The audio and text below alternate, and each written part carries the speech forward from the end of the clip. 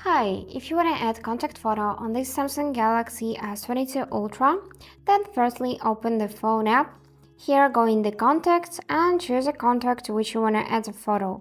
I'm gonna select my friend Maddie, and here we would need to tap this info icon, and after that select this section to edit.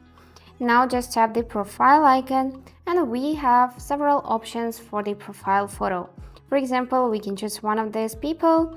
We can also go in the AR emoji and create our own emoji with the help of camera or with the help of image. We can open camera and take a photo immediately and set it as a profile picture, or we can open gallery and choose any photo from the gallery.